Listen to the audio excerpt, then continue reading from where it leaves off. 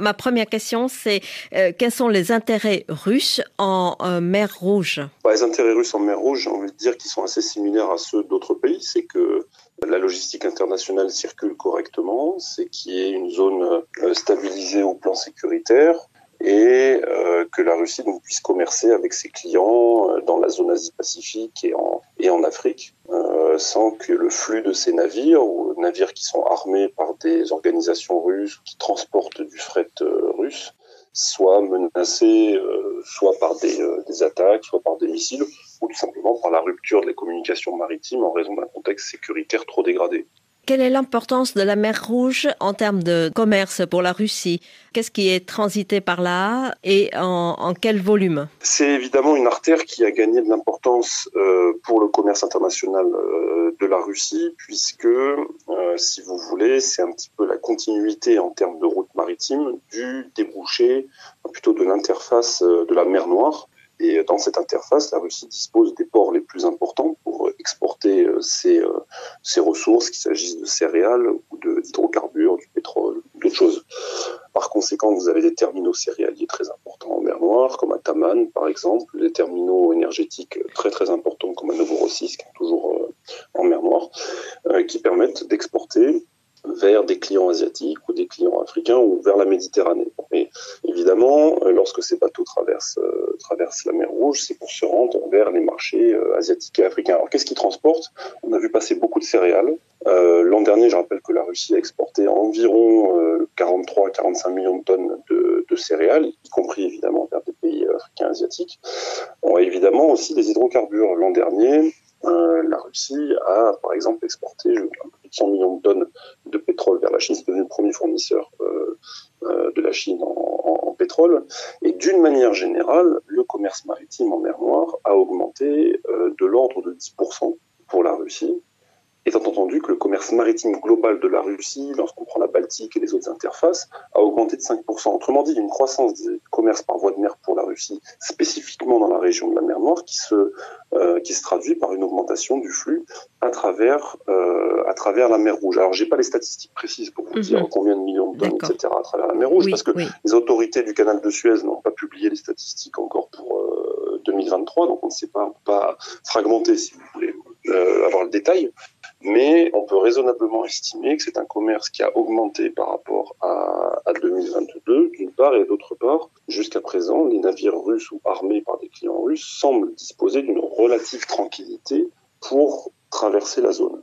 Ce qui me fait dire qu'il doit y avoir encore un flux quand même relatif, assez intense de bateaux russes qui passent par cette zone-là. La mer Rouge est une artère importante, d'autant plus que la Russie se tourne de plus en plus vers les marchés d'Asie. Alors absolument, si on prend l'exemple des céréales, c'est assez frappant puisque on est en gros à la moitié de la saison pour le marché céréalien qui commence en juillet. Et ce qu'on a vu, c'est que déjà les exportations de céréales russes entre juillet et janvier atteignent pratiquement 35-36 millions de tonnes exportées. Alors il y a des marchés traditionnels, la Turquie, l'Algérie, l'Égypte, donc en Méditerranée, qui continuent d'absorber des céréales russes.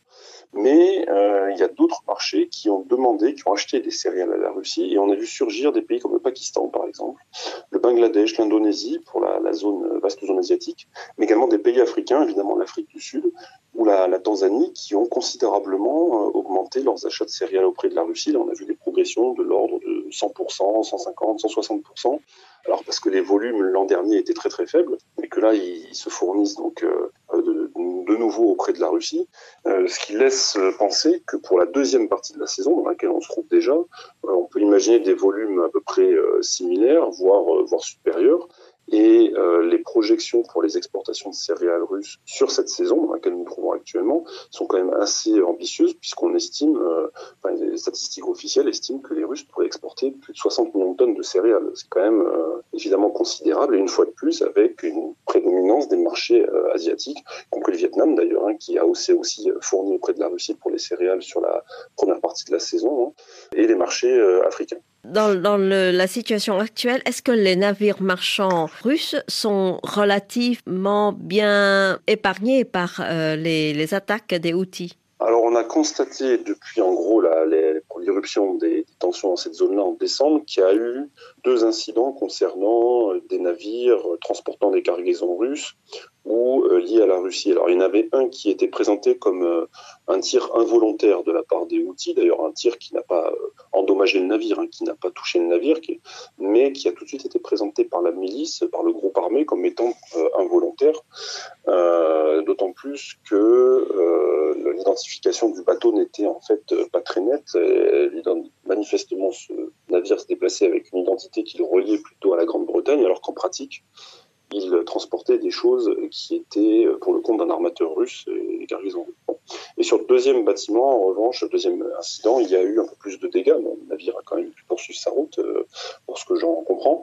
Mais si vous voulez, c'est assez anecdotique peut-être par rapport à d'autres incidents qu'on a pu constater. Et surtout, la Russie, les bateaux russes continuent d'emprunter cette route-là, alors que les navires des grands logisticiens internationaux comme Maersk, CGM, Hapag-Lloyd, etc., sont déroutés depuis plusieurs semaines et font le tour de l'Afrique, tout comme d'ailleurs les navires qui transportent du pétrole pour BP, Shell ou les grands pétroliers internationaux qui n'osent plus s'aventurer dans cette zone-là parce qu'ils redoutent évidemment d'être pris pour cible par les Houthis.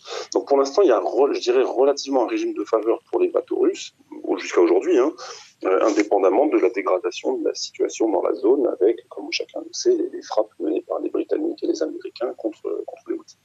Alors, est-ce qu'on pourrait dire que c'est aussi un test pour l'influence russe sur les Houthis et derrière les Houthis, il y a peut-être l'Iran? L'influence russe sur les Houthis, elle est objectivement, elle est très très faible. Les Russes n'ont pas vraiment de levier sur cette zone-là, en tout cas sur les acteurs qui sont partis aux tensions et peut-être demain au conflit, qui sait.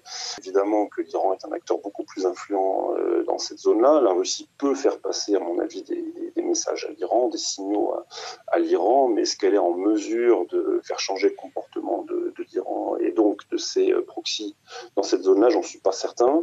Est-ce que c'est dans ses intérêts? Peut-être. Surtout si la situation venait à dégénérer, qu'il y avait une escalade. Alors là, à mon avis, la Russie sera contrainte d'utiliser ses canaux et ses bonnes relations avec les Iraniens pour essayer de temporiser. Aujourd'hui, comme je disais tout à l'heure, c'est pas vraiment le cas. Le transport maritime russe semble bénéficier d'une sorte de régime de faveur, relativement parlant. Et évidemment, ça crée des problèmes aux Européens, ça crée des problèmes aux Américains.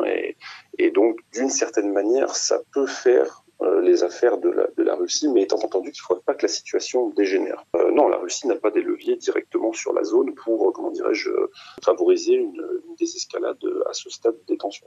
Igor Delanoë, je vous remercie infiniment pour cet entretien et encore 1000 pardons pour ce retard. Et ça sera diffusé sur nos ondes mardi. Merci beaucoup, à bientôt. D'accord. Merci, au revoir, à bientôt.